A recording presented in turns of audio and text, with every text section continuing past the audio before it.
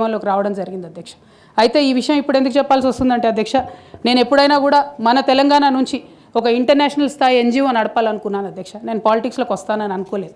కాకపోతే 2013-14లో ఎప్పుడైతే ఈ పరిణామాలు జరిగినాయో, టీఆర్ఎస్ పార్టీ ఒంటరిగా పోటీ చేయాల్సి వచ్చిందో అధ్యక్ష, ఆనాడు నాకు పార్టీ నుంచి వచ్చినటువంటి రిక్వెస్ట్ ఏంటంటే, నువ్వు నిజామాబాద్లో చేసినటువంటి పనికి నిన్ను నిజామాబాద్లో దాదాపుగా ఇంటింటికి గుర్తుపడతారు కాబట్టి నువ్వు ఎంపీ టికెట్ తీసుకొని అక్కడ ఉంటే అందరు ఎమ్మెల్యేలు మనం గెలిచేటటువంటి ఆస్కారం ఉంటుంది కాబట్టి నువ్వు ఇక్కడ పోటీ చేయాలని ఆనాడు టీఆర్ఎస్ పార్టీ నాకు పిలిచి పార్లమెంట్ టికెట్ ఇచ్చింది అధ్యక్ష.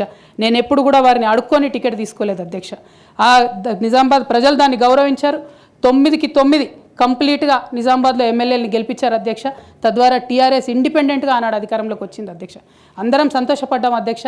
నేషనల్ పార్టీస్ మీద డిపెండ్ కాకుండా ఒక స్వీయ రాజకీయ అస్తిత్వం ఈ రాష్ట్రానికి ఉంటుందని చెప్పి టీఆర్ఎస్ పార్టీ అధికారంలోకి వస్తే తెలంగాణ ప్రజలకు మేలు జరుగుతుందని చెప్పి అందరం కూడా పనిచేసాం అధ్యక్ష, కష్టపడ్డాం. అదేవిధంగా మొదటిసారి పార్లమెంట్లో ఉన్నటువంటి మనందరం కూడా మీకు తెలుసు అధ్యక్ష, ఇక్కడ కూడా చాలామంది సహచరులు ఉన్నారు. చాలా అంశాల మీద, విభజన అంశాలు అన్నిటి మీద